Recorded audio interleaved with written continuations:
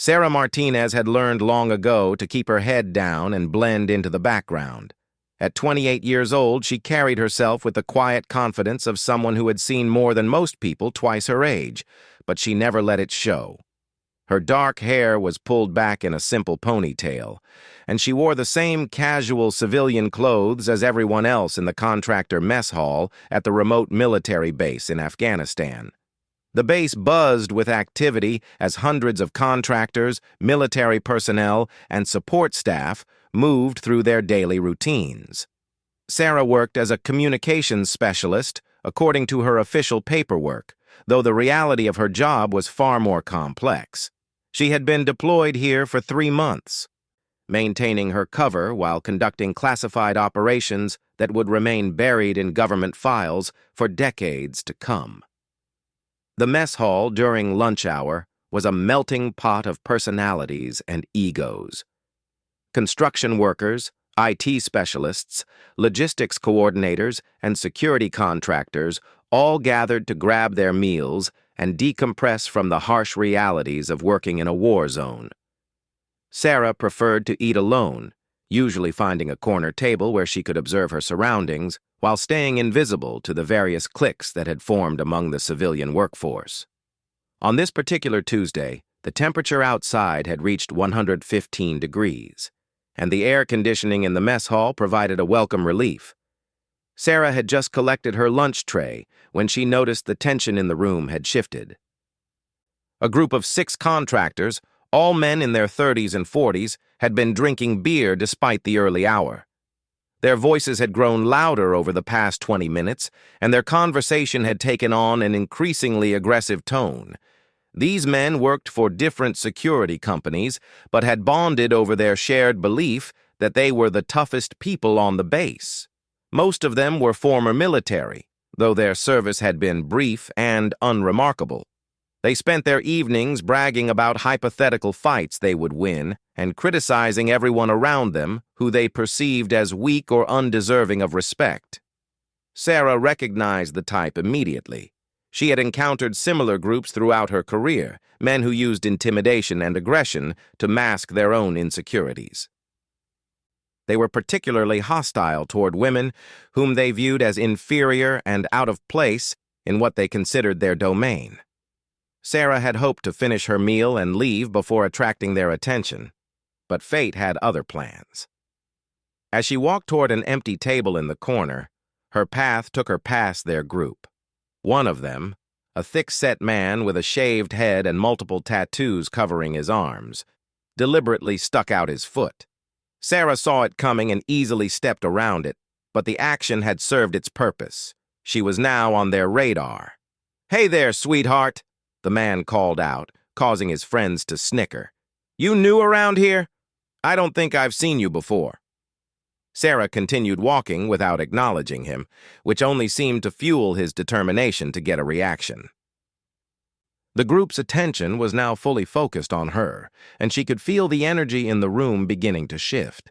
Other people in the mess hall had started to notice the brewing confrontation, but most looked away, unwilling to get involved in what appeared to be developing into an unpleasant situation. "I'm talking to you," the man said, raising his voice. "It's rude to ignore people who are being friendly." Sarah reached her table and set down her tray, still maintaining her calm demeanor. She had dealt with countless similar situations throughout her career, and she knew that engaging with them would only escalate the conflict. Her training had taught her to assess threats quickly and respond appropriately, but her cover required her to play the role of a civilian contractor who would likely be intimidated by such behavior. The leader of the group, apparently unsatisfied with her lack of response, stood up from his table. He was joined by 2 of his companions, and they began walking toward her. Sarah continued eating her sandwich, though every sense was now heightened and ready for action. She mentally cataloged the positions of everyone in the room, identified potential weapons and escape routes, and calculated the most efficient way to neutralize multiple attackers if the situation deteriorated. "We're just trying to be friendly here," the man said as he approached her table. "The least you could do is say hello." Sarah finally looked up at him with the expression of someone who was annoyed but trying to avoid trouble. "I'm just trying to eat my lunch in peace," she said quietly. "I'm not bothering anyone." This response seemed to trigger something in the man, as if her calm tone was somehow disrespectful to his authority. "You think you're too good to talk to us?" he asked, his voice growing more aggressive. "Let me tell you something, lady. This isn't some corporate office back in the States. This is a dangerous place, and people like you need people like us to keep you safe." The other contractors had now joined their leader, forming a loose semicircle around Sarah's table. Their body language was clearly intended to be intimidating, and several other people in the mess hall had stopped eating to watch what was happening. Sarah noticed that none of the base security personnel were present, which was both fortunate and concerning. Fortunate because she wouldn't have to maintain her cover in front of people who might later ask questions, but concerning because it meant no one was going to intervene if things got out of hand. "I appreciate that everyone here has an important job to do," Sarah replied, still maintaining her calm tone. "I'm just asking to be left alone to finish my meal." The leader laughed, but it was a harsh sound without any genuine humor. "You hear that, boys? She wants to be left alone. Maybe we should tell her about how dangerous it is for a woman to be alone out here. Maybe she needs someone to explain how things work." Sarah could see where this was heading, and she began making subtle adjustments to her posture and positioning. To anyone watching, she appeared to be simply shifting in her chair. But she was actually preparing for the possibility that she might need to defend herself. Her right hand moved slightly closer to her water glass, which could serve as an improvised weapon if necessary. Her left foot shifted to give her better leverage if she needed to stand quickly. "Look," she said, "I don't want any trouble. I'm just here to do my job like everyone else." "Your job?" the man scoffed.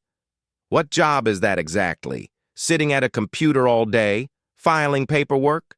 Let me tell you about real work, sweetheart. Real work is what we do. Real work is putting our lives on the line every day to protect people like you who couldn't survive 5 minutes without us." The verbal abuse continued for several more minutes, with the men taking turns making increasingly crude and threatening comments. They seemed to be feeding off each other's energy, and Sarah could sense that the situation was rapidly approaching a point where they might escalate from verbal intimidation to physical confrontation. What they didn't know was that Sarah Martinez wasn't just a communications specialist. For the past 8 years, she had been a member of one of the most elite military units in the world. She was a Navy SEAL, one of only a handful of women who had successfully completed the grueling training program and been accepted into the Special Operations community. Her current assignment was classified at the highest levels, and her cover identity had been carefully constructed to hide her true capabilities. The irony of the situation wasn't lost on her. These men, who were boasting about their importance and toughness, had no idea that the person they were trying to intimidate had more combat experience than all of them combined. Sarah had conducted operations in some of the most dangerous locations on Earth, had been in firefights that these contractors couldn't even imagine, and had earned the respect of some of the most elite warriors in the American military.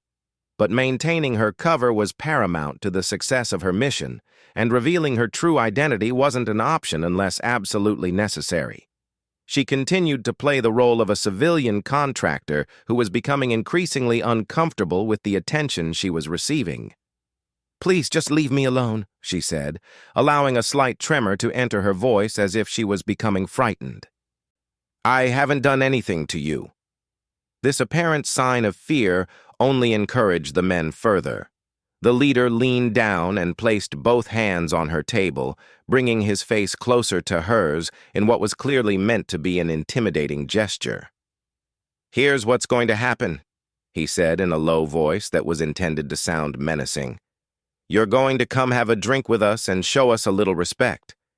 And if you're nice to us, maybe we'll make sure you stay safe while you're here." Sarah looked around the mess hall and noticed that most of the other people had either left or were studiously avoiding looking in her direction. No one was going to come to her aid, which meant she was going to have to handle this situation herself.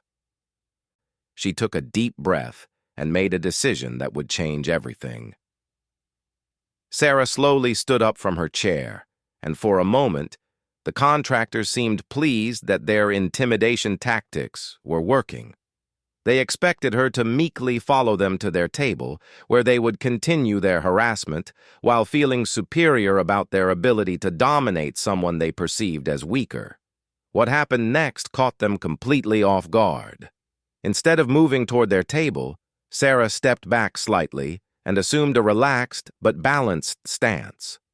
Her posture shifted almost imperceptibly, but to anyone trained in combat, the change would have been immediately recognizable.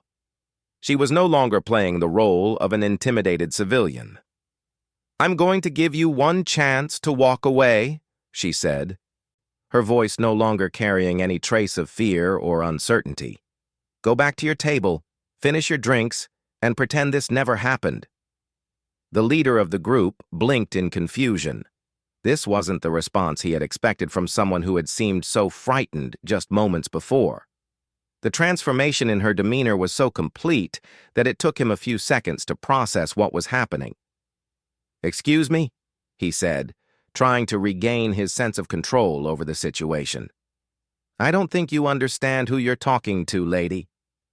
"I understand perfectly," Sarah replied calmly. "You're 6 men who think you can intimidate one woman because you assume she can't defend herself. What you don't understand is that you're making a serious mistake." The other contractors exchanged glances. Unsure of how to interpret this sudden change, they had been expecting tears, pleading, or submission. Instead, they were facing someone who seemed completely unafraid of them, despite being outnumbered 6-1. "Are you threatening us?" one of them asked incredulously. "Do you have any idea how stupid that is?" Sarah didn't respond to the question directly. Instead, she continued to assess the tactical situation. The mess hall had mostly cleared out, which was both good and bad. Good because there were fewer civilians who might get hurt if things escalated, but bad because there were also fewer witnesses to what was about to happen. The leader, apparently deciding that he needed to reassert his dominance, reached out to grab Sarah's arm. "I think you need to learn some manners," he said.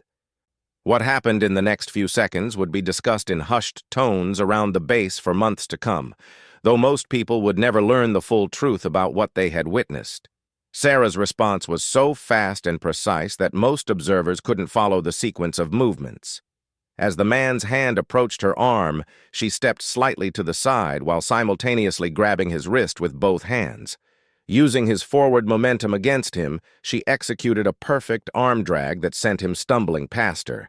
Before he could recover his balance, Sarah had moved behind him and applied a textbook rear-naked choke.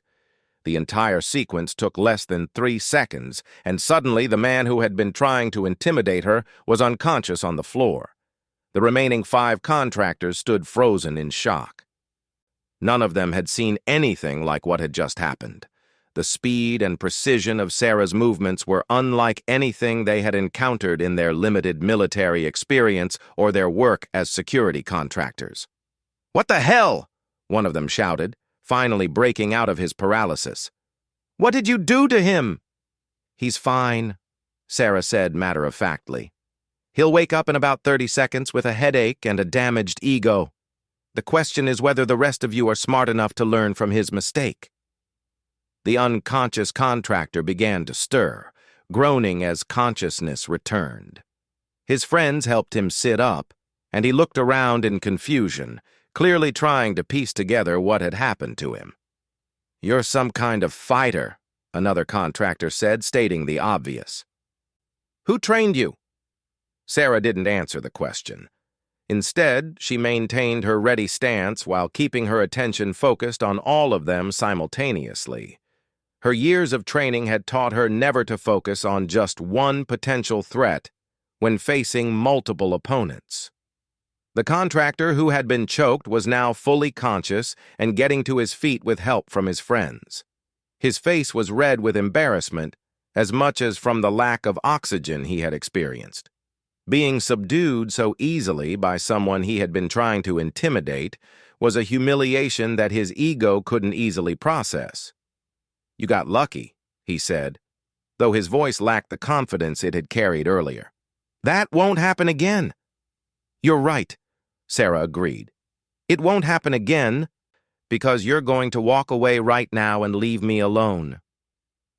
But the man's pride had been wounded, and walking away would mean admitting defeat in front of his friends and anyone else who might have witnessed his humiliation. Instead of being smart enough to cut his losses, he decided to escalate the situation. "Get her," he said to his companions. "All of us at once. She can't fight all of us." This was exactly the kind of decision that Sarah had been hoping to avoid. Taking down one person could potentially be explained away or covered up, but what was about to happen would be much more difficult to keep quiet. However, she no longer had a choice in the matter. The 5 conscious contractors spread out slightly and began to close in on her from different angles. They weren't trained fighters, but they weren't complete amateurs either, and they had the advantage of numbers. Against a normal person, their strategy would likely have been successful. Sarah wasn't a normal person. As the first man reached for her, Sarah ducked under his arm and delivered an elbow strike to his solar plexus that doubled him over, gasping for breath. Without pausing, she spun and caught the second attacker with a leg sweep that sent him crashing into a nearby table. The third contractor managed to grab her from behind, but Sarah drove her elbow back into his ribs while simultaneously stomping on his instep. His grip loosened immediately, and she was able to break free and turn to face the remaining 2 attackers. By this point, the few remaining people in the mess hall had realized that this was no ordinary fight. The woman they had assumed was just another civilian contractor was moving with the fluid precision of someone with extensive martial arts and combat training. Every strike she delivered was perfectly placed for maximum effectiveness, and she seemed to be barely exerting herself despite facing multiple opponents. The 4th contractor tried to tackle her around the waist, but Sarah sidestepped and used his momentum to throw him over her hip in a judo throw that sent him sliding across the floor.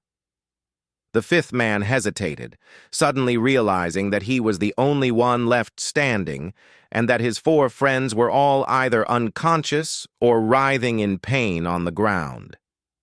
"Your turn," Sarah said calmly, not even breathing hard despite the intense physical confrontation she had just won. The remaining contractor looked around at his fallen companions and then back at Sarah, who was standing ready for him to make his move. The smart thing to do would have been to surrender, but intelligence had never been his strong suit. He charged forward with a wild haymaker punch that Sarah easily avoided. She grabbed his extended arm, pivoted, and threw him using an over-the-shoulder technique that sent him crashing into a row of empty chairs. The fight was over.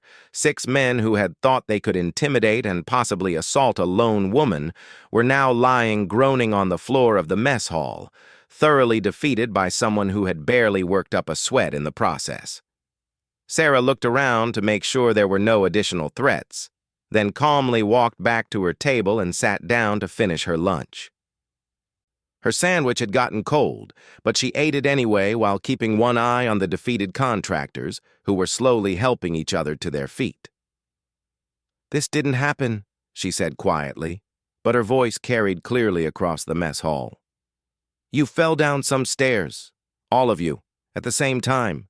That's the story you're going to tell anyone who asks about your injuries." The contractors exchanged glances, clearly unsure of how to respond. They had just been thoroughly humiliated by someone they had assumed was helpless, and now she was dictating the terms of their silence. "And if I hear that you've been bothering any other women on this base," Sarah continued, "we'll have another conversation. Except next time, I won't be so gentle." The threat hung in the air like smoke. The men who had been so confident and aggressive just minutes earlier now looked like chastened children who had been caught misbehaving. They gathered their dignity as best they could and limped out of the mess hall without another word. Sarah finished her lunch in peace, though she was very aware that word of what had happened would spread quickly through the base's rumor network. She would need to be prepared for the questions that would inevitably come, and she would need to craft a story that protected her cover while explaining her obviously advanced fighting skills. Within hours of the incident in the mess hall, word had spread throughout the entire base about the mysterious woman who had single-handedly defeated 6 security contractors. The story grew and changed with each telling, but the basic facts remained consistent. A quiet civilian contractor had displayed fighting skills that far exceeded anything a normal person should possess. Sarah had anticipated this development and had already begun preparing her cover story. When the inevitable questions came, she would claim to have extensive martial arts training that she had pursued as a hobby before her deployment. It wasn't entirely false, since she had indeed studied various fighting disciplines, though she would omit the part about learning them as part of her Navy SEAL training. The first person to approach her about the incident was her supposed supervisor, a man named David Chen who worked for the same contracting company that provided her cover identity. Chen was actually a CIA operative who served as her handler, and he was understandably concerned about the attention she had attracted. "We need to talk," Chen said quietly as he approached her workstation in the communications center. "Conference room 3, 5 minutes. Sarah nodded and finished the report she was typing before making her way to the small conference room where Chen was waiting. He had already swept the room for listening devices, a routine precaution given the sensitive nature of their real work on the base. "6 guys, Sarah?" Chen said as soon as the door closed. "Really?" "They didn't give me much choice," Sarah replied. "I tried to de-escalate the situation, but they were determined to push it to a physical confrontation." Chen rubbed his temples, clearly frustrated by the complications this would create for their mission. "Do you have any idea how many questions this is going to raise? People are already asking who you really are and where you learned to fight like that." "I can handle the questions," Sarah said confidently. "I've got a background story that will satisfy most people's curiosity without revealing anything important." "And what about the contractors you beat up? Do you think they're just going to forget about this and move on with their lives?" Sarah had been thinking about this very question since the incident occurred. The men she had defeated were exactly the type who would have difficulty accepting that they had been bested by a woman, and their wounded pride might drive them to seek revenge or at least try to discover her real identity. "I made it clear that they should keep quiet about what happened," she said. "But you're right to be concerned. We'll need to keep an eye on them." Over the next few days, Sarah's prediction proved accurate. The defeated contractors had indeed told people that they had been injured in a fall, but their explanation was met with skepticism by anyone who saw their various bruises and injuries. Meanwhile, stories about the mysterious woman fighter continued to circulate throughout the base. Sarah found herself being watched wherever she went, with people trying to catch glimpses of the person who had become something of a legend overnight. She maintained her cover by acting embarrassed about the attention and deflecting questions with modest claims about having taken some self-defense classes back home. The real test came when Master Sergeant Rodriguez, the base's senior non-commissioned officer, requested a meeting with her. Rodriguez was a 20-year Army veteran who had served multiple combat deployments, and Sarah knew that he would be much harder to fool than the average person. "Ms. Martinez," Rodriguez said as she entered his office, "I understand you had some trouble in the mess hall a few days ago." "It wasn't trouble exactly," Sarah replied carefully. "Just some men who had too much to drink and got a little too friendly. I was able to handle the situation." Rodriguez studied her face intently. His years of experience had taught him to read people, and something about Sarah's demeanor was setting off alarm bells in his mind. "The thing is," he continued, "I've seen a lot of people with martial arts training over the years. Hell, I've got some myself. But what you did to those 6 men, that wasn't just weekend karate classes." Sarah maintained her innocent expression while mentally preparing for more intensive questioning. "I've been studying martial arts since I was a kid," she said. "My father was in the military, and he wanted me to be able to protect myself." "What branch?" Rodriguez asked immediately. "Army," Sarah replied without hesitation. "He served 3 tours in Iraq before retiring as a staff sergeant." Rodriguez nodded, apparently satisfied with this answer. It was a plausible explanation for her fighting skills, and the specificity of her response suggested that she wasn't making it up on the spot. "Well," he said, "I just wanted to make sure you were okay and that those idiots weren't going to give you any more trouble. If they do, you come see me immediately." Sarah thanked him and left his office, relieved that she had passed his scrutiny. However, she knew that her problems were far from over. The 6 contractors she had defeated were becoming increasingly frustrated with the attention the incident was receiving, and their wounded pride was making them desperate to restore their reputations. 3 days after her meeting with Rodriguez, Sarah noticed that she was being followed. 2 of the contractors from the mess hall incident were attempting to track her movements around the base, probably hoping to catch her alone, somewhere they could confront her without witnesses. Sarah decided to take control of the situation before it could escalate further. She deliberately led them to a remote area behind one of the storage buildings, where she turned and waited for them to catch up. "Can I help you gentlemen with something?" she asked as they approached.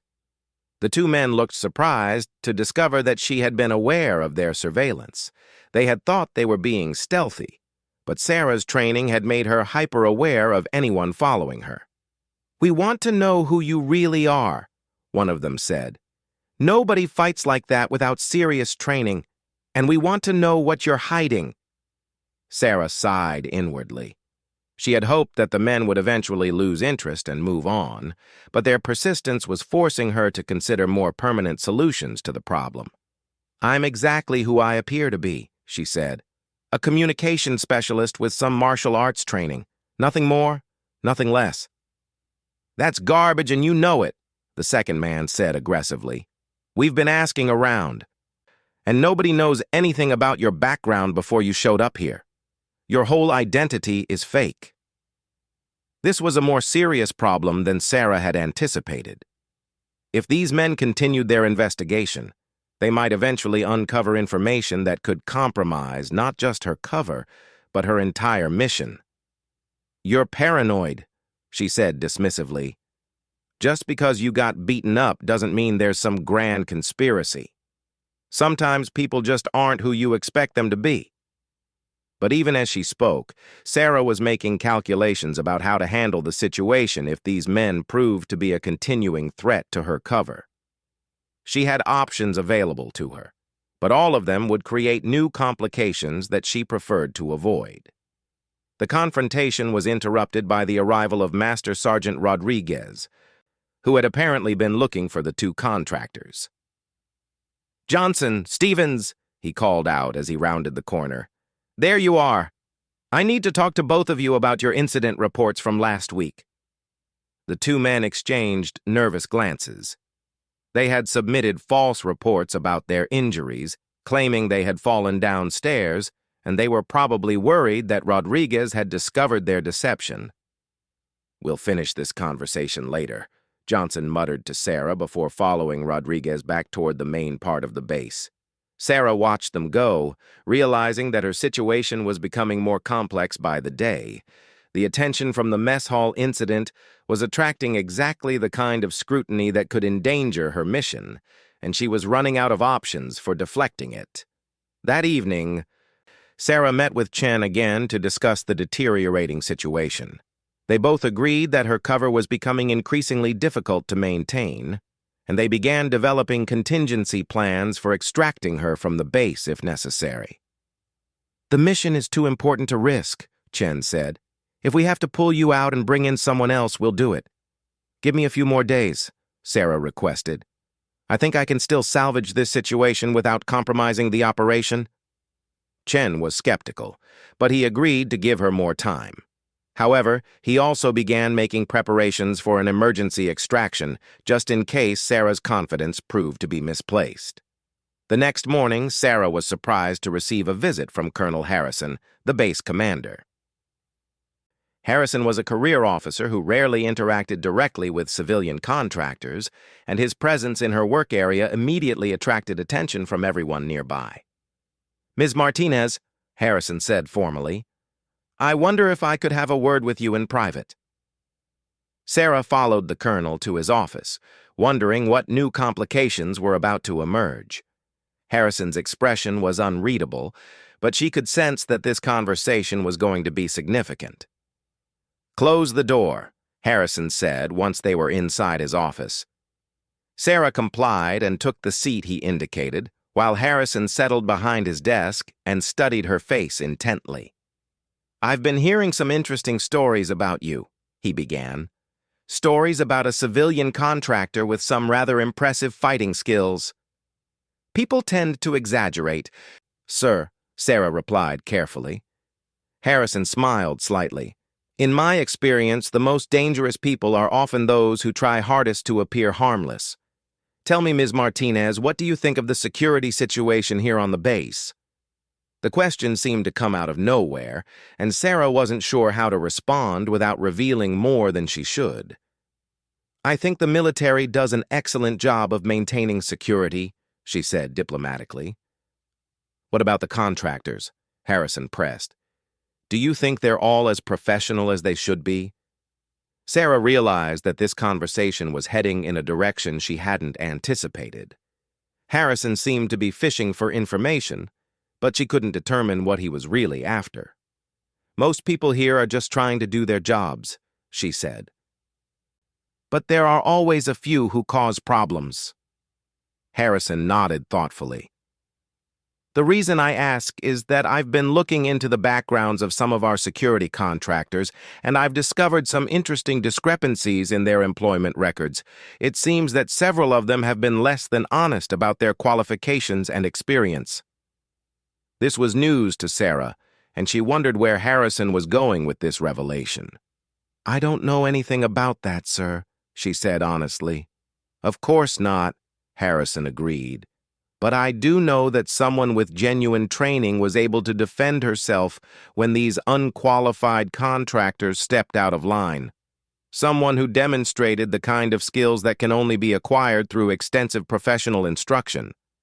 Sarah felt a chill run down her spine. Harrison was clearly more perceptive than she had given him credit for, and his careful choice of words suggested that he suspected more about her true identity than was comfortable. "I'm not sure what you're implying, sir," she said. Harrison leaned back in his chair and regarded her with an expression that seemed almost amused. "I'm not implying anything, Ms. Martinez. I'm simply acknowledging that sometimes the people who appear to be ordinary civilians are actually the most extraordinary individuals on the base. And sometimes the best way to maintain security is to make sure those individuals can continue their important work without unnecessary interference." The meaning behind his words was clear, even though he had been careful not to state it directly. Somehow, Colonel Harrison had figured out that Sarah wasn't who she appeared to be, and he was offering her his protection rather than exposing her. "I appreciate your confidence in the base's security measures, sir," Sarah said, matching his careful tone.